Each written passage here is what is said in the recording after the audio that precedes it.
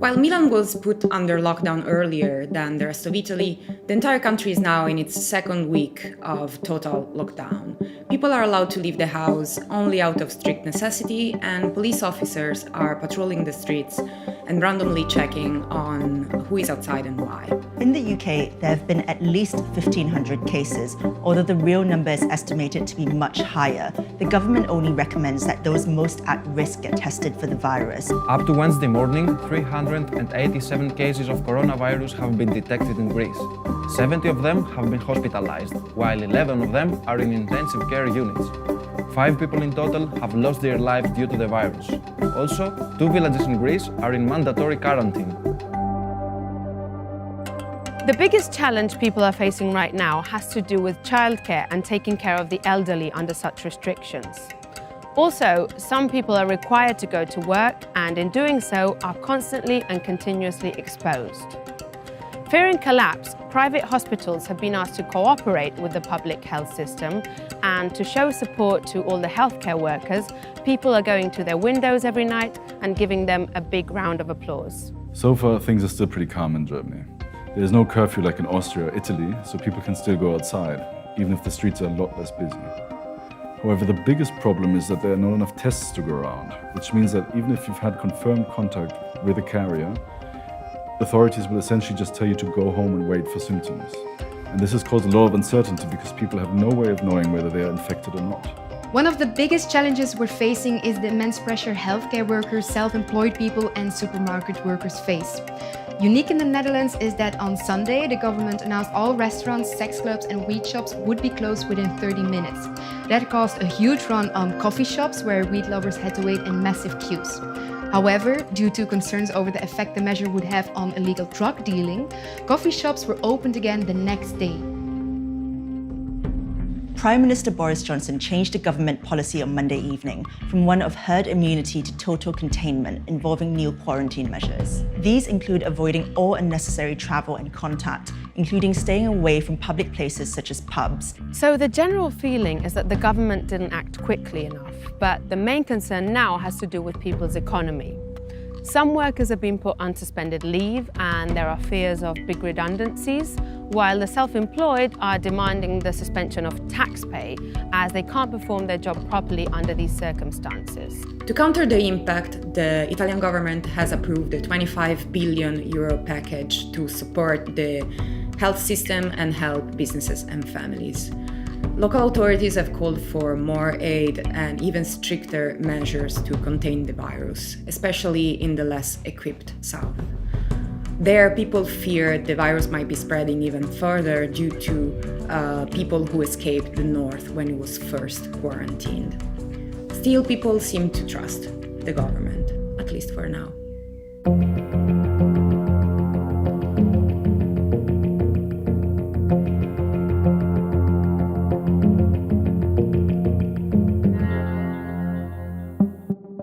Este martes, el ministro de Salud Jaime Mañalich confirmó 201 casos de personas infectadas por coronavirus. Esto significan 50 casos más que hace 24 horas. Brazil has more than 300 cases of coronavirus. The contaminance curve is larger than in Italy, and the healthcare system won't be able to accommodate the intensive care cases expected. Mexico is still considered to be in phase 1, which means those who have contracted the virus were infected abroad.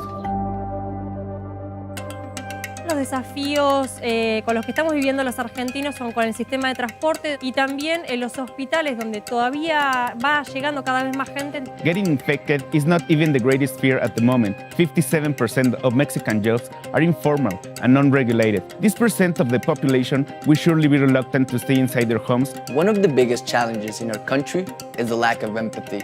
Many people are still attending their workplaces and other public places. We've seen excessive shopping and irrational and violent behaviors.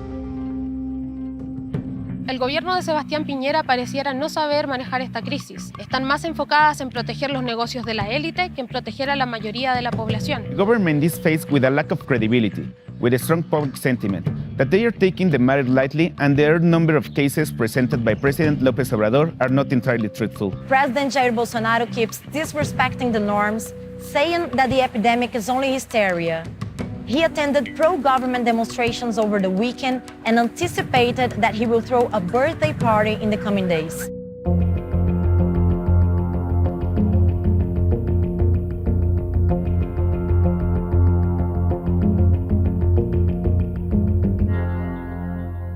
There are currently more than 400 confirmed cases of COVID-19 in Australia. And throughout the past week alone, there have been dozens of new confirmed cases every day. Since peak coronavirus panic had already hit in the first week of February, most Singaporeans were starting to go back to some semblance of regular life, but with heightened hygiene practices. However, this week, we are seeing a second wave of alarm. Pemerintah agaknya meremehkan pandemi corona. Pemerintah saat ini juga tidak memberlakukan lockdown di kota besar karena mereka takut akan berpengaruh terhadap perekonomian. Mereka beranggapan bahwa Korea Selatan berhasil menekan penyebaran corona tanpa adanya lockdown. Namun, di Korea Selatan, pemerintah setempat telah memberlakukan tes terhadap lebih dari 250.000 orang. Di Indonesia, cuma lebih dari 1.000. The Singaporean government has been poised and ready for a pandemic since the aftermath of SARS and has been a first mover in monitoring, contact tracing, and implementing travel restrictions. The Indian government in many ways has been really quick in its actions. It was the first country to institute a ban on all the foreigners coming in and also have a partial shutdown in many of its states. Kerala, in that sense, where the first case of COVID-19 broke out in India, is doing a pretty good job of containing it with massive awareness campaigns and little things like having robots dispense hand sanitizers and masks. The Australian government has announced an economic stimulus package to help with the nation's financial markets and imposed a number of travel restrictions. The sentiment among many Australians, though, seems to be that the government isn't taking drastic enough action, and individuals and organisations are largely being left to take decisions into their own hands. The biggest challenge to everyday life is mere survival. There are now checkpoints between cities within Metro Manila that check people who are leaving and entering the premises. Some places even have 8 p.m. curfews. The shelves of supermarket stores around the country are empty, and fresh supply doesn't appear to be coming in quick enough to restock them. Assurances have been made that the main supermarket chains have adequate stockpiles of food to last the country at least 2 months. The problem of fake news is quite real in India. And one of the many pieces of fake news floating around recently was that cow urine, or Gaumutra as it's called, can actually curb coronavirus. To this end, a Hindu party actually had a party for 200 people who drank cow urine together. Meanwhile, nearly 2,500 doctors have written to the Federal Health Minister, Greg Hunt, asking for immediate action on containment of the virus, citing colleagues in Italy, Spain and France, who they say are begging people to learn from their mistakes.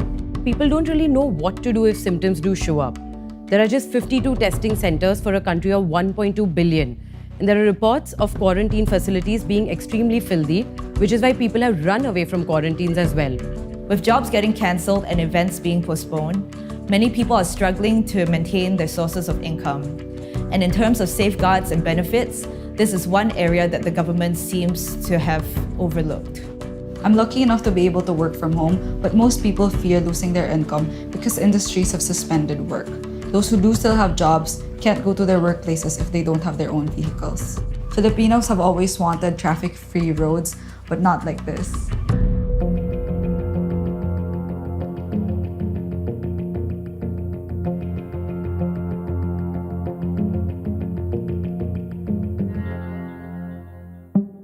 An unofficial state of emergency has been called by the government in Lebanon. Over the last 24 hours, the number of cases has risen to 150 in Egypt.